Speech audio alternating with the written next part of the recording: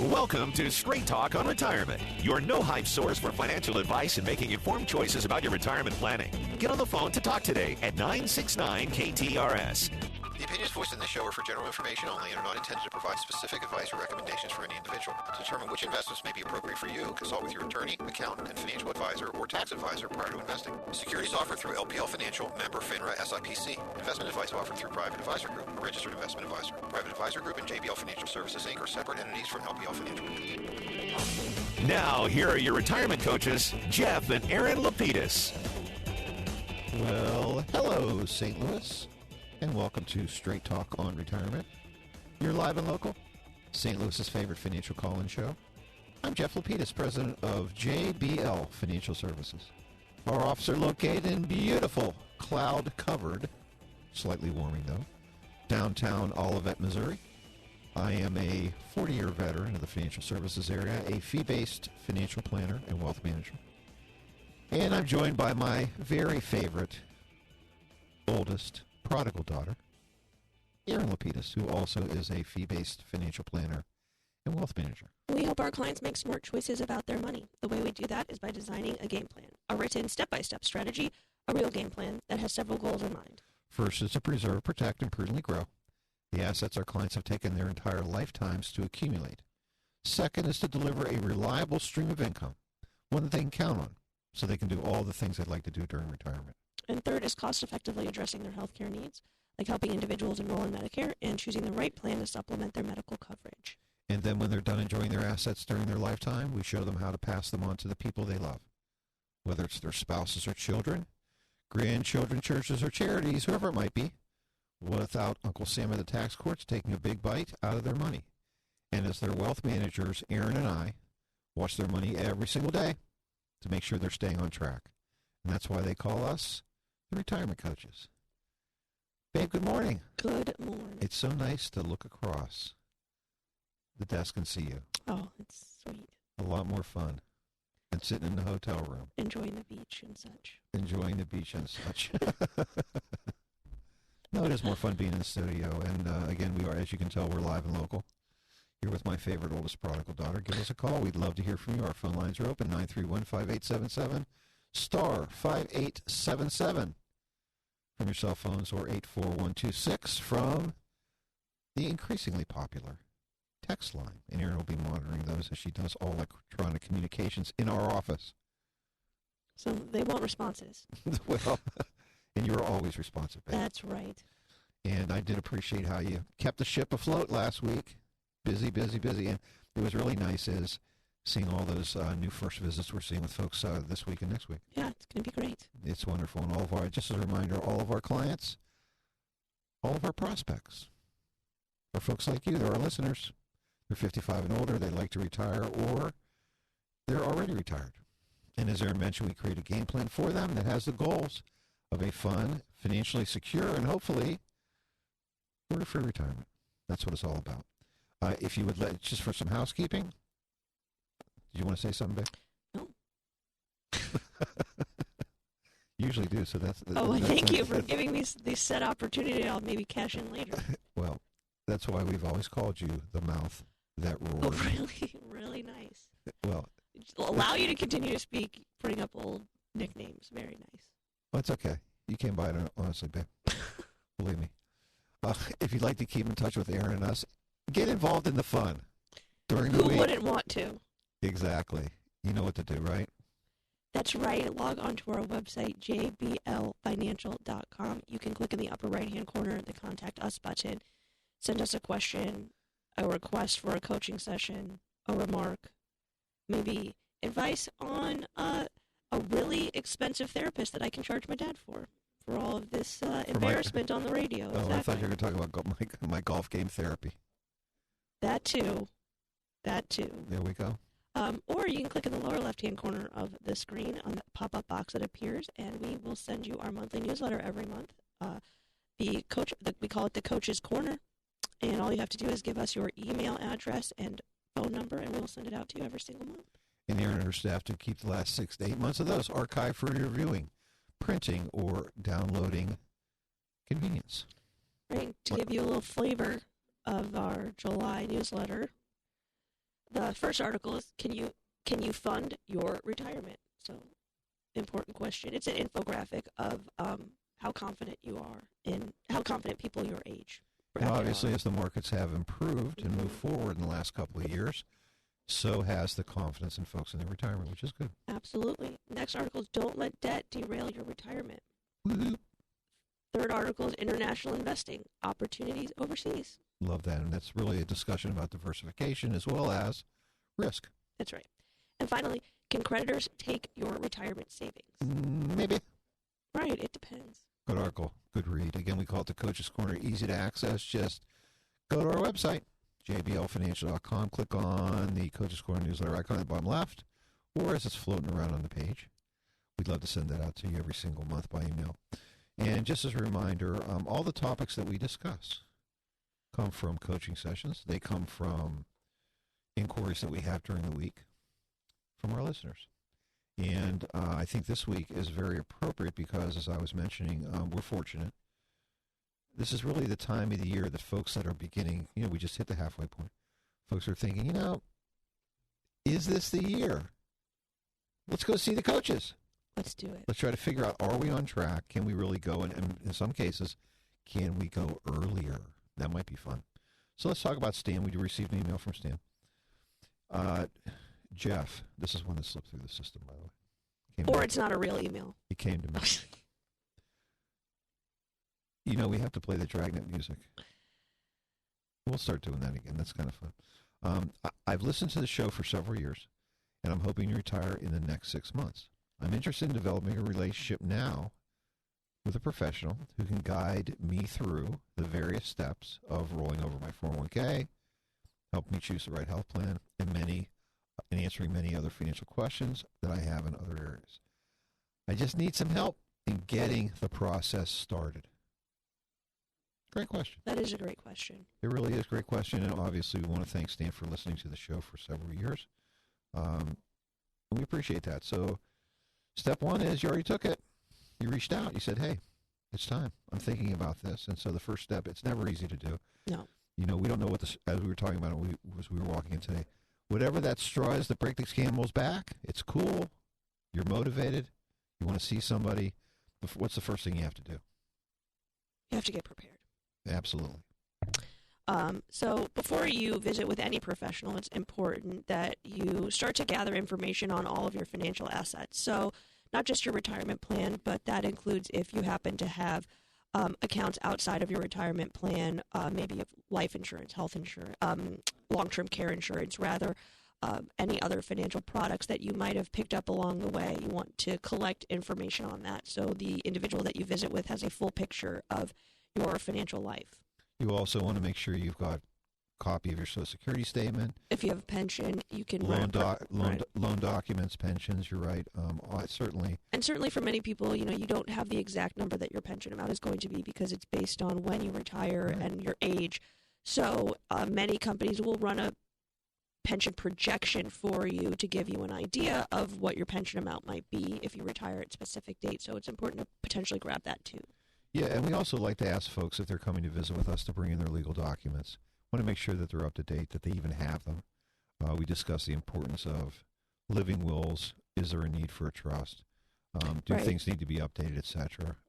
And so that's important to make sure that we have a strong legal foundation below our financial plan. Right. We want to protect your assets both while you're living and after you pass away. So you've taken the time to gather your information, but that's really step one.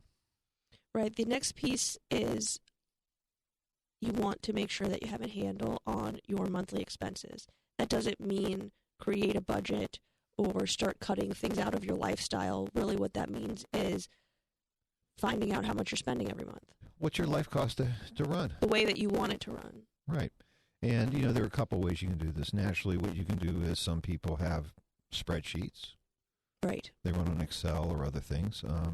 Some folks don't want to go through that, whatever you want to call that process. And what we like to say is, an easy way to do this, and maybe the easiest way to do this, is say, okay, what is your net paycheck? Which means what is actually deposited into your bank accounts if you have separate one, if you're married and have separate accounts, or your joint bank account. What's the the net amount deposited into that account. And then how much is left at the end of the month? And then are you then taking that and transferring that into some type of a permanent savings or investment account or a transitory savings? Meaning you're saving up for something that you'll spend it on during the year. That could be property taxes. It could be a vacation. It could go into your Christmas fund.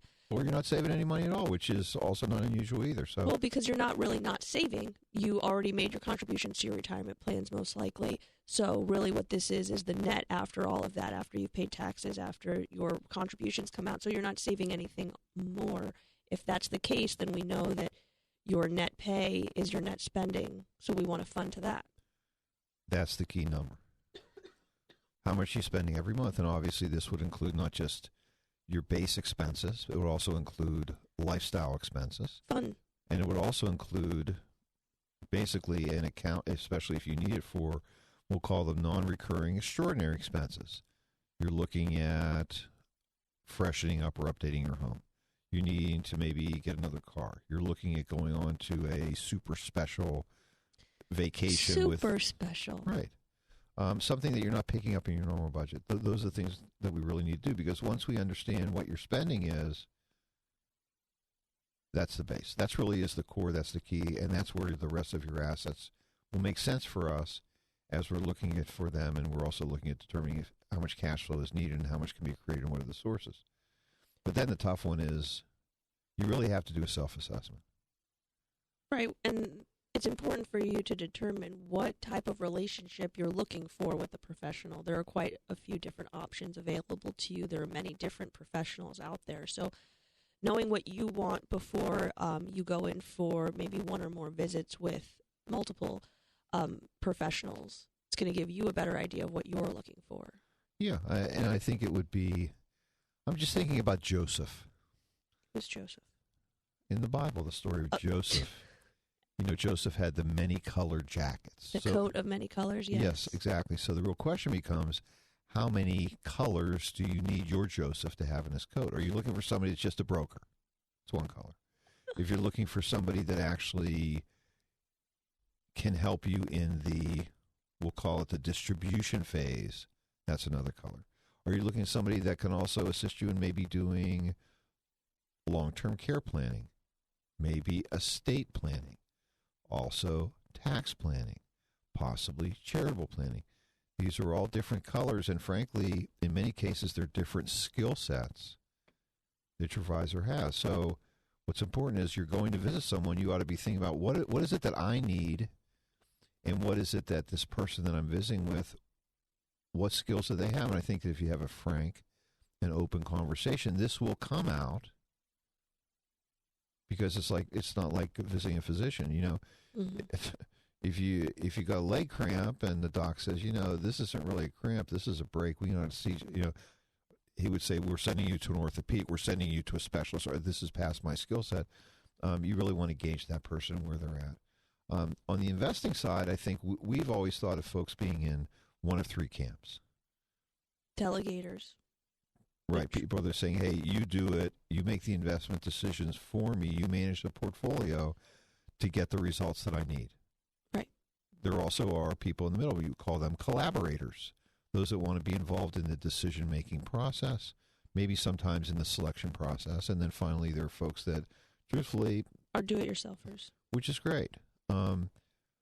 Once you understand who you are, you'll then, when you're visiting with a financial professional, be able to communicate to them and say, this is who I am. Do I fit into your ideal client profile, or can we work together? Because, you know, as we say, I mean, one of the things that we talk about, and I know, Aaron, you do this in business when I'm not there, and you know that I do it with emphasis when, you know, when you're not there as well, is we have a phrase, we call it, we don't take toys away from boys. And this is for a couple of reasons. One, Right. If you're enjoying the management of your assets, or you like the control of that, we're not here to try and wrestle it from you. Absolutely not. But secondly, this is going to determine how your advisor or your professional is paid. So, you know, if you want an advanced level of service, then a fee-based advisor might be the right direction for you. But if you're someone that is essentially managing the assets yourself, you don't need as much assistance or support, or you do not want that type of level of support, then maybe paying a fee is not the right choice for you. So not only is You this want more of a transactional relationship, which is really what a brokerage relationship is. right, so not only is this a relationship on a personal level, because we definitely believe that we want to be able to get to know our clients, enjoy our time that we spend with them, because we feel like it's going to be over the next 30 plus years in most cases that we'll be sitting across the table from them. But really, when you get down to it, part of it is how much do you want to pay, and what you want to pay, what is commensurate with not only the skills but the service that you're receiving. So part of this self-assessment is going to help you determine what fee structure is going to work best for you. Yeah, and truthfully also what the fee is. Right. We like to tell, we don't talk about it on the air often enough, but we charge our clients, people that engage us as their advisors, 0.25% per quarter, which equals 1% per year. Charge everyone the same. Everyone, no matter how many zeros they have, they all get the same brain power and input. They all get the same level of care, and therefore they all pay the same fee. Right. Other advisors aren't set up that way, and we're not. We're not planning to tier our services, so we're not No. going to tier our fee, which means that regardless of the assets that you bring to us, we're going to provide you with the same level Yeah. of service. And the truth of the matter is, larger accounts Tend to be more complicated. right. There are more options that are available, and frankly, they usually need a little bit more care, so charging less doesn't make any sense. In either case, I think, again, it's a value thing. If you go out to your garage and look at your car. Right. Do you have a new car? Do you have a used car? Do you only buy used cars? Are you driving a compact car? Are you driving a luxury sedan? It's all based on perceived value, right? And so everything in life is about perceived value. So what you perceive value, what is a value to you? I think it's real important for you to realize. Sometimes it's not easy to do, but then also in your conversations, be Right, able so to 'cause part communicate of these those you're not effectively, gonna- I think, right? Right. Also, part of this, you're Sure. not going to be able to know what the value of a Yeah. particular professional is until you meet with them, because they Absolutely. need to let you know what their menu of services are and what you're entitled to based on your relationship. And it's fair to say that virtually every one of our clients had someone else they worked with before they met us. They just felt like we had a skill set which was greater than than their current advisor skill set, and they said, "Hey, we're ready to go to level 2."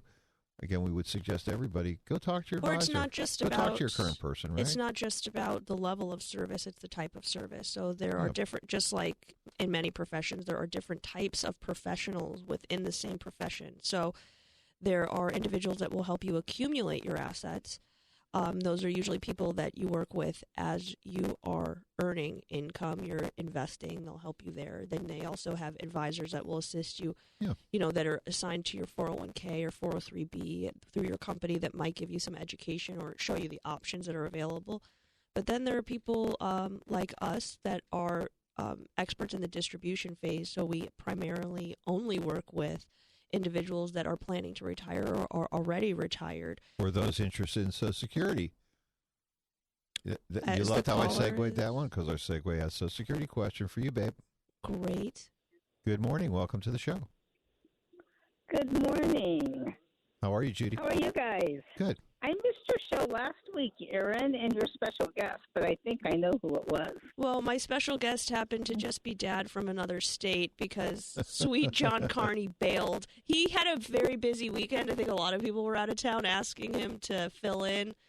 Uh-huh. And so you missed me. Yeah. Yes. Well, I hope you had a good show. And my dear friend has come out to listen. Hey, I have a question. I think I already know the answer to this. It's my favorite question. Okay. Yeah. Due to my inability to move right now. Oh, no. Immobility. Yeah, well, it is what it is. Okay. If I have to completely not go back to work, Mm-hmm. since I'm already taking my Social Security, can I, or is there an advantage to switching to disability SSI? Interesting. I don't think you're eligible, if you're already taking a Social Security benefit, to also receive a disability benefit. Well, you could apply, and I guess, You could apply for unemployment. right, and if you, it could maybe be stepped up Right. to what your full benefit would be, but that would be the best that it would do, Judy. Right. And also, you wouldn't know for a couple of years anyhow, because it takes a little bit of time for them to Give you some back pay. Yeah, so you might get a few extra bucks out of the deal, but if you and your physician have had this frank conversation about where you are and you feel like you can qualify, then go for it, because hell, you've been paying for it all these years. This is true. Yes. Okay, that's what I thought, but Okay. Well, thanks for your question this morning. We do appreciate it, and say hi to your handsome husband for us. I will. Hope you guys All are right, having have a fun, great day. and thank you so much for breaking the ice this morning. That's right. We love when Judy does that, which is great. So, Stan, I hope that we answered the question. Getting started is easy, truthfully, because once you're motivated and ready, you're gathering information. Right. You're thinking about what are the qualifications that I want with the people that I'm at. Hopefully, you're going back and testing your own advisor to see whether they have the skill set that you feel like they need, and then maybe you're going to visit some folks. And I think that really leads nicely into the next topic, which is what are the 5 most important questions to ask an advisor? Sounds good, babe. And this is great because just yesterday, I had a very nice first appointment with some prospective clients, and he brought a list. Virtually, he brought a list. He had it with him. We did it by Zoom. Well, that sounds like fun. And he said some of the, you answered many of these before he got to the list, but, he printed out a generic list of questions, not generic, but a list he had compiled from many places on the internet of questions to ask a potential advisor. And let's not go too much into depth with these, but sure. I think what's important, number one, as we talked about, is how are you licensed? Right. Are you able to charge? Are you actually a fee-based advisor, or are you permitted to charge fees? Right. Some investment professionals are not advisors, right. Which cannot charge fees. Right, which makes them commission salespeople, which is okay, but at least you know where you're at. Also, are they licensed outside the securities field? Right. So are you insurance licensed with life, health, long-term care, which requires additional licensing. As well as CMS, right? Which requires additional licensing. To do Medicare Advantage and stuff like that, right? Obviously, how do you get paid? That's an important thing to know. All advisors will tell you exactly what they charge, because not only do they have to disclose it. Investment advisors are required to have you sign on it, too. Right, so you understand. Because you're not only agreeing to discretion, which is giving your advisor the ability to make trades in your accounts, but you're also agreeing to the fee that they charge in exchange to do that. And if you hear the insurance company pays us, that means you're working with a broker. You're not working with because they're earning a commission. Exactly. And again, we like to say, I would be asking, would you, to my potential advisor, how would you describe your ideal client? What are the characteristics that they have? For us, ours is easy. Number one is nice. Mm-hmm. We love nice people. We like people that are happy with themselves, that are happy with their life, their relationships. Because generally... we want to join the fun ride. That's right. Exactly. We don't... it's hard. Right. Otherwise, it's very difficult, and that's not. Well, it's hard to meet expectations for people that aren't happy. Right, to begin with. Also, people that are ready to accept professional advice. So you'd like to work with someone that you've come to us for advice. You'd like us to give advice and help you make decisions. Ready to accept it. Yeah. Because that is what you're paying us for. Well, and also not only accept it, but also to put it into place. Okay, I thought accept was like an actionable verb. Accept it into your life. Well, there are many people that are willing to listen, but they also don't take action. Got you. And if you're not willing to take action, then what happens is, that isn't somebody who's ideal, because we're, like you talked about yesterday.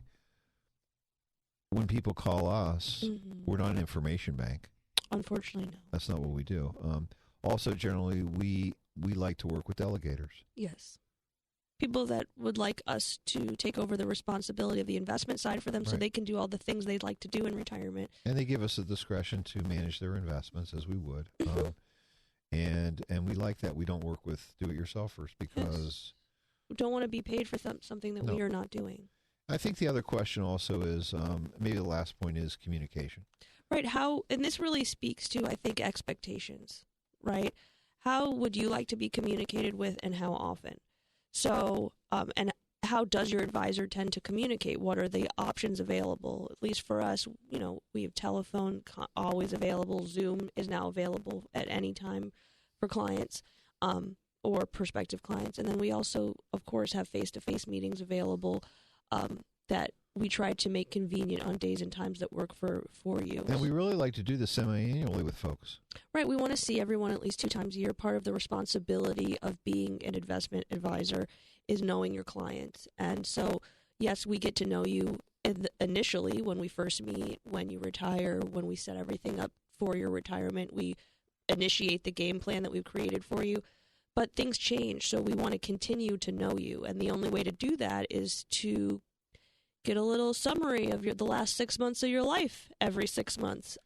Some clients take more advantage of that, meaning they'll see us more frequently, call us more frequently. Others do not, and that's completely up to you because, we consider the 2 visits a year, either by telephone, Zoom, or in person, to be the minimum.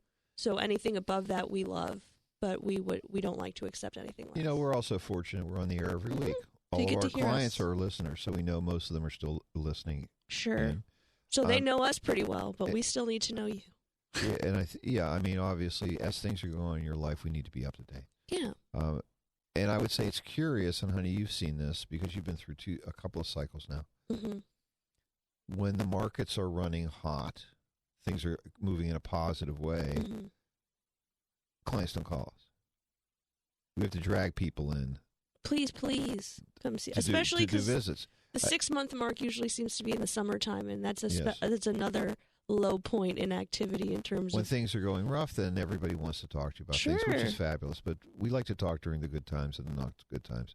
We I talk guess during any time. The only other question I would say, and I think we're so close to this, is I would certainly ask your advisor, what investment strategy did you engage in or change during the recent market downturn? Mm-hmm. What action did you take, if any? What were your rationales behind that? And then finally, we're getting this a lot, what is your investment strategy with a new administration? How has that Right. changed? And I would certainly say to answer that question, we've pretty much decided that we're holding the course, Mm-hmm. but we're cautiously waiting to find out who are the potential winners and losers. Also, we've made some small changes based on investment objectives of Yes. the previous administration versus the current administration. But I would agree with you, Dad, that the core of our portfolio remained relatively similar because we know that, yes, the administration can have an impact on the economy, but they can only help so much, only hurt so much. Usually the winners continue to win. So we like to Yes. play to strength. Don't fight momentum. Exactly. That's a big one. Our phone lines are open. We love to hear from you. 931-5877, star 5877 from your cell phones, or 84126 from the text line. I had fun in Florida. Did you?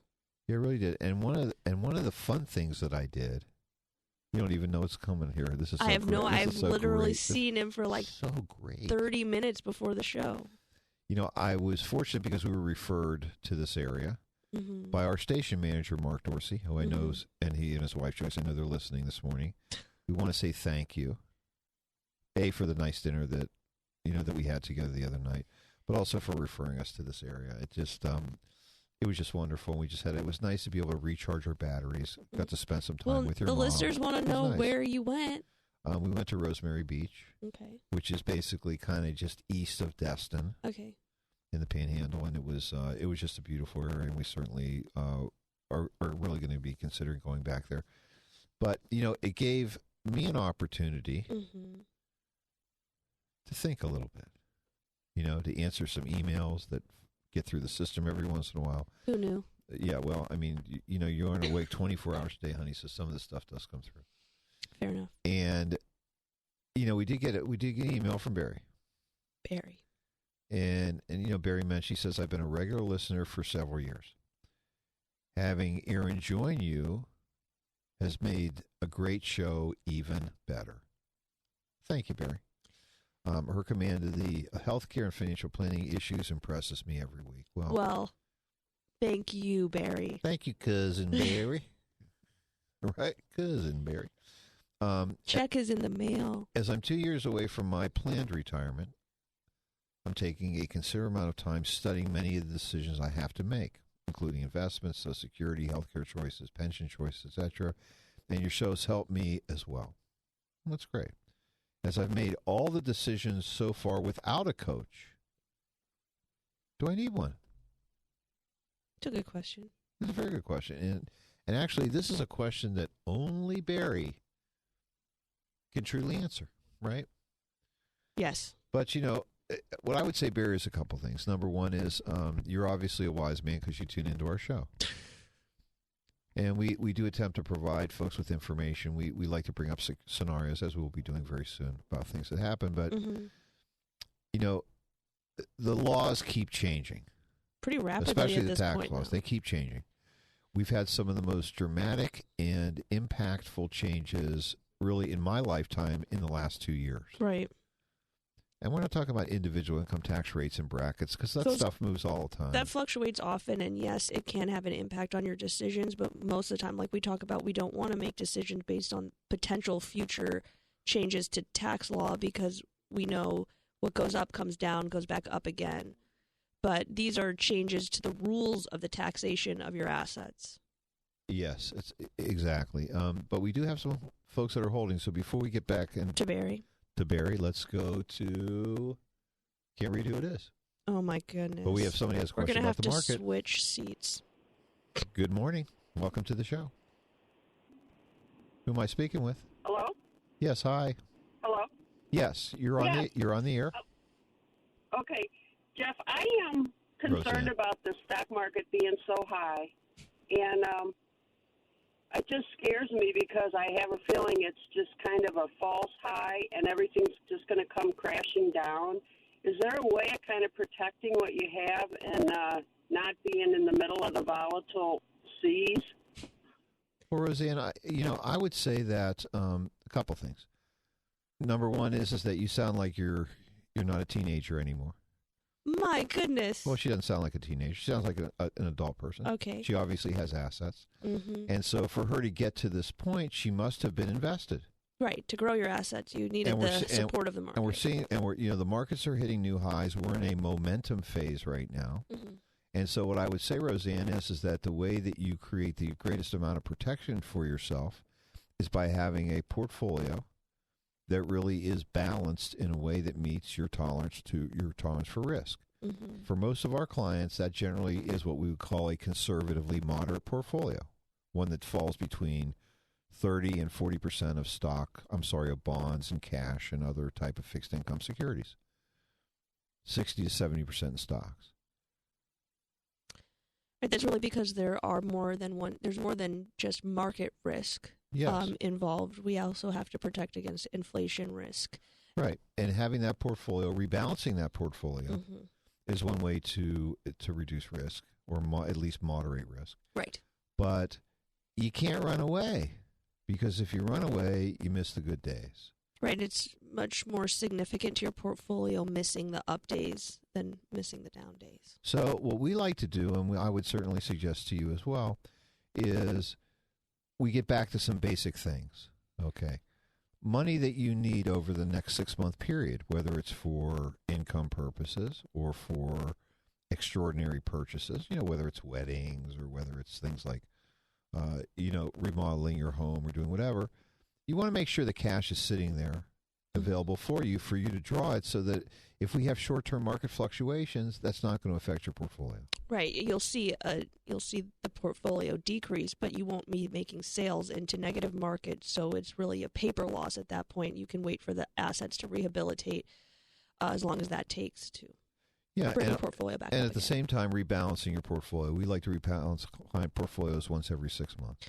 And that's really to get you back into the proper mix because especially in an environment like right now where we're experiencing very low interest rates, which means the fixed income side of the portfolio tends to run much slower than the equity side of the portfolio, which, since we've seen a nice run-up, tends to outpace significantly. We want to be able to bring those things back into line again. Yeah, and also, again, it's sort of expanding on this cash on the side part. Mm-hmm. You know, with all of our clients, we're now at 6 months of cash reserve. Last year, we were at 1 year. Right. During the pandemic, we went to a year. If it makes you feel more comfortable, go to a year, go to 2 years. Right. So that you give yourself a chance to live through the volatility, because the truth is, at the end of the day, the markets have shown historically that they're always moving forward. Technology's moving forward. They're also always volatile. I mean, we've seen Right. we've seen increased volatility also as the numbers become larger in the market. Then it looks like a larger loss, but in many cases we can look at proportional losses, right? Last year, the market was off 35%. We've seen larger crashes than that before, but who remembers, you know, the Dow being off 3,000 points in a day, 1,000 points in a day? That makes everything feel a lot more significant than when, you know, 40 plus years ago it was off 200, 300 points. That was as significant, just different proportional numbers. Yeah, and obviously how you build your portfolio, how much of that money in your portfolio, those assets are dedicated to income purposes, Right. can also drive your mix. And so, as we like to say, if you don't have to go to the casino, you don't. Don't bring all the chips either, even if you need to go. Exactly. And so diversification good. So what I would suggest is visit with your advisor, talk about your concerns, have a discussion about cash on hand, how are we going to and frankly ask them how do they plan on dealing, what's their strategy in dealing with volatile markets. Because there'll be another drawdown. We're seeing new market highs. Right. That doesn't mean we'll see a crash, but I think people have such short memories because we just came out of almost a 15% dip on the NASDAQ just less than a month ago. We saw a nice rebound there. So we see continuous drawdowns and then run-ups, and that's usually, but over any 20-year period that we measure, we see that the market is up and to the right, meaning most people are experiencing positive returns. And I guess the last thing, and not to belabor this anymore, but what we've also seen, which is different than in 1933, frankly, than the true market, than the Depression, is that we've seen the Federal Reserve, A dedicated, right, and the government willing to intervene to stabilize the financial markets, to create enough cash and liquidity there for people to deal with loans, for the government to extend their debt service if they need to help stimulate the economy, with the Federal Reserve buying that. We've never seen that type of intervention in history, and because of that, that also creates a cushion under the markets, which is, we can argue is good, bad, or indifferent. But what I'd suggest to you is be invested, stay invested, but make sure it's in a way for you where you have a comfort level, because the truth is that at this moment, we're in we have very good positive momentum in the markets. It never goes up. Things don't go up every day. Right. But when it goes down, it doesn't go down. It doesn't go down forever. There's no zero. There's never a zero. So we have a text. Well, thank you for your call. We have a quick text question along the same lines, and then I guess we can get to our next caller, which is, Sure. during the 2020 stock market decline and rebound proved that it was an artificial crash. I don't know. I don't think that it was artificial. Didn't feel artificial 35%. It didn't feel artificial at 15%, I'll say. No. Do you see this year's inflation as temporary or here to stay? So, I mean, this is like the question of the hour, isn't it? Because it doesn't seem like the feds are prepared to make up their mind on that, nor the administration. I think that unfortunately there are certain things that we will see prices be permanently raised, and other things that aren't. Well, I think it's interesting because one of the main things that we talked about a few weeks ago was that there are certain pieces of the inflation number that is reported, that 5.6 number that was released a couple of days ago. That is weighted, just like the Dow is weighted based on the size of companies within it. It's not equal parts each company. This number is also weighted, and we've seen a huge surge in certain things in terms of inflation, like used cars, a lot of electronics, things like that has really bumped this number up. But then if you compare it to retail sales, which were up a full percent higher than anticipated. They were up 0.6% versus down 0.3%, which was what the projection was. That tells me that people are still out there buying things and able to buy things. If inflation had become such a hindrance because, the daily items that you need, like gas, food, and your housing were so expensive that now you've been priced out of being able to purchase retail items, that's when inflation really becomes an issue. Here it looks like certain things have become very difficult to buy, one, because of supply, just like housing and used cars, but also because of breakdowns in the supply chain. There are other things that we haven't seen such a high rise in prices for, and people are able to accommodate at the moment. So I think, using the word transitory means that it was going to be a very short amount of time. I think this is more of a temporary, meaning it may drag on for longer than anticipated, but I don't think we're like in a new age of rising inflation forever. I like your analysis there, babe. We do have Ron that's been holding for a few moments here on line 2. He has a question about FDIC insurance. Ron, good morning and welcome to the show. Hello, Ron. Uh-oh. $250,000 per account. Yes, now, sir. If a person has both an IRA account and a CD in the same bank, are they covered separately by the $250,000 limit? I believe they are. 2 separate accounts. Yes, two separate accounts, therefore had separate limits. Yes. In the same bank, they're covered separately. Yes. Correct. That's my understanding. Thank you. That's all. Very good. Great question. Good question. And I would say next time you go into your bank to renew that CD, you ought to ask them. Right. It's not a bad thing. Ooh. No. Right. Also, at the bank, if you have an IRA account that's invested in securities, does that not also have SPIC insurance, which has a much higher limit?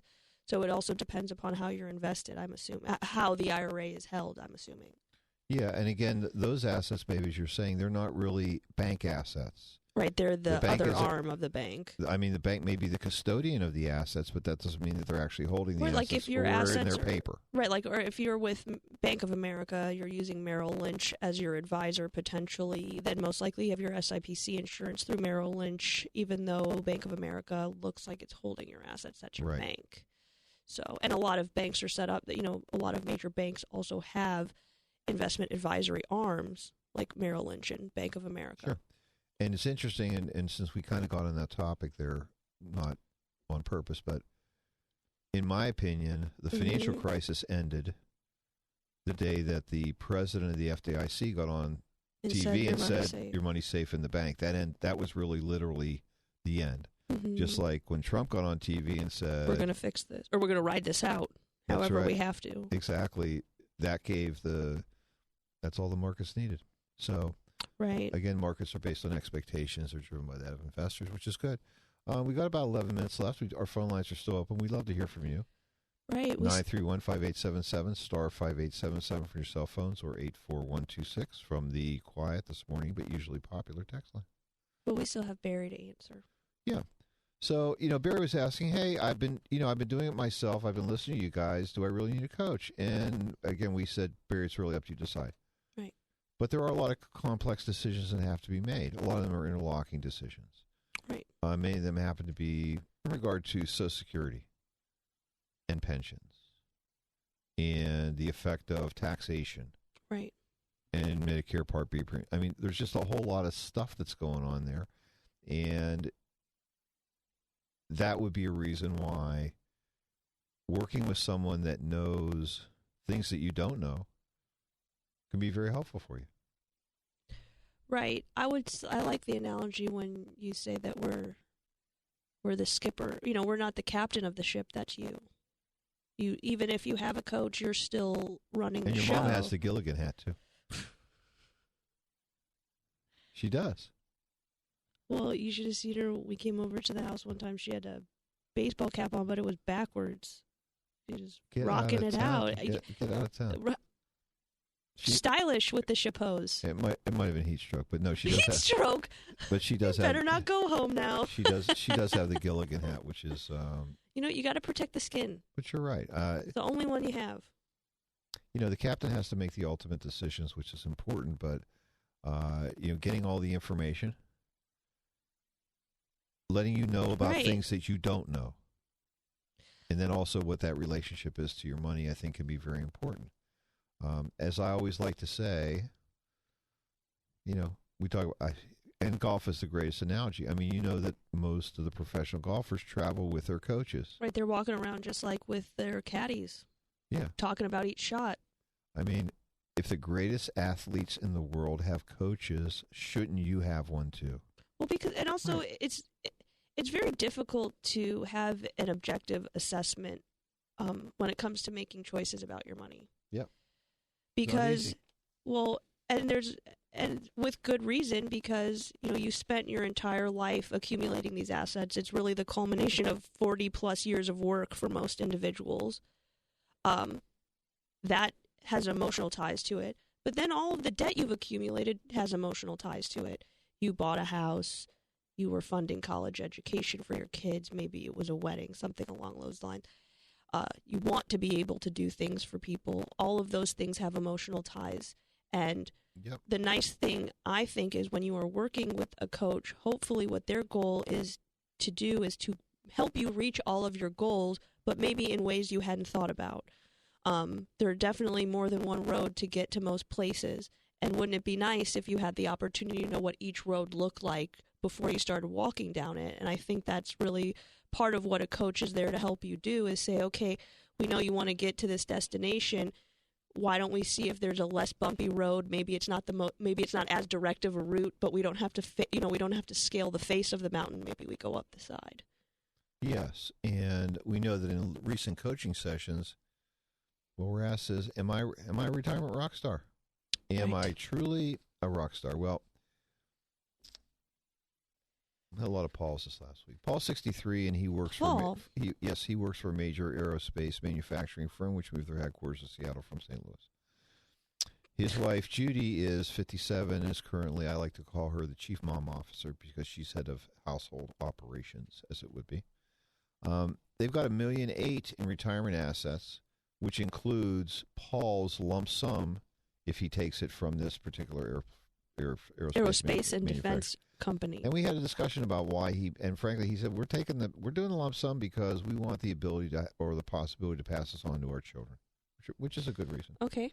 They've got about $240,000 of personal savings. $100,000 though is vault, as we like to say, and no mortgage. And so, just to reiterate, Paul and Judy had already been leaning towards the lump sum benefit versus the pension, which is why we did the math this way to start.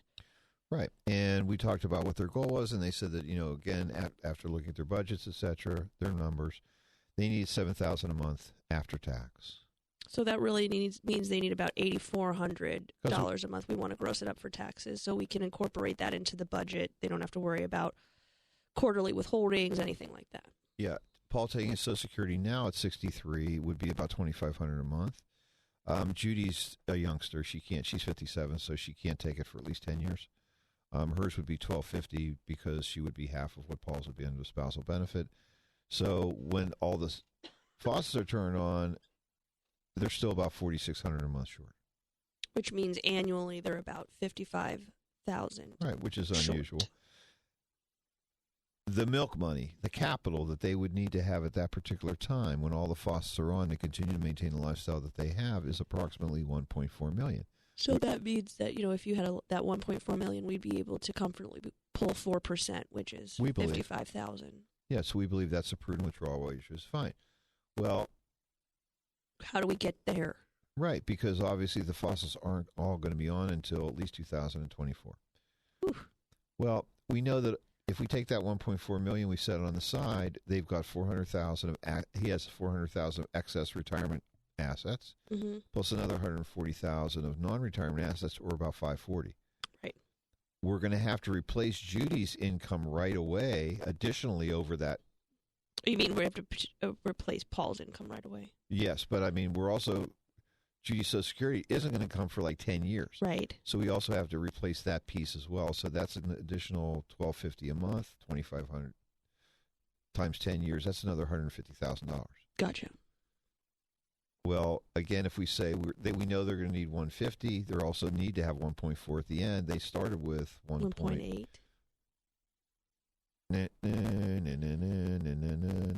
I mean, they're rock stars. But the real rock stars, not the Rolling Stones. Are you kidding me? Well, the real Rolling Stones, not our. You mean not my version? Correct. Of my version. Correct. I see. You don't. Yes. Okay, I don't. I mean, you were on vacation. Yeah, I didn't have time to practice singing, honey. Correct. What can I tell you? Wow. As it would be, but again, it's an algebra problem. Right. Having that capital. Well, also it's really what we've done here is laid out a cash flow game plan, which is yes. In the beginning, Paul and Judy are going to be pulling more than their 4%. But yes. We know that is for a protracted period of time because eventually these other faucets are going to turn on, the Social Security for Paul, and then eventually for Judy. So it's important to incorporate, we have a higher rate of withdrawal to begin with, but when all the faucets are on, once we've really been conservative and said, even if we took this chunk of capital that we know that we're going to have to spend, we put it to the side and you just drew down on it, assuming no growth whatsoever, do we still have enough capital when we get to the point of Judy taking Social Security, which means both Social Security benefits will be on? Do we have enough at that point to continue the cash flow that you'll need? And in that case, in Judy and Paul's particular case, we've determined that we do.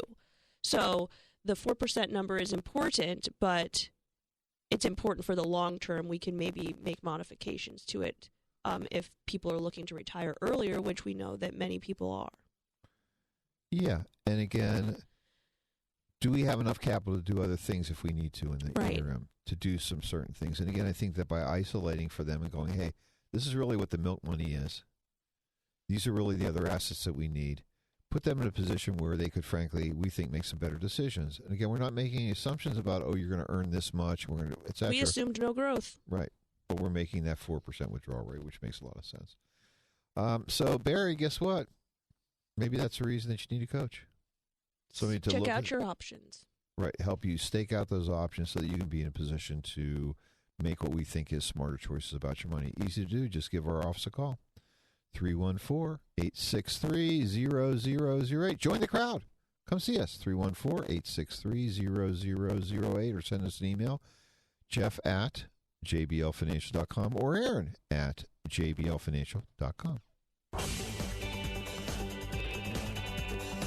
The opinions voiced in this show are for general information only and are not intended to provide specific advice or recommendations for any individual. To determine which investments may be appropriate for you, consult with your attorney, accountant, and financial advisor or tax advisor prior to investing. Securities offered through LPL Financial, member FINRA SIPC. Investment advice offered through Private Advisor Group, a registered investment advisor. Private Advisor Group and JBL Financial Services, Inc. are separate entities from LPL Financial.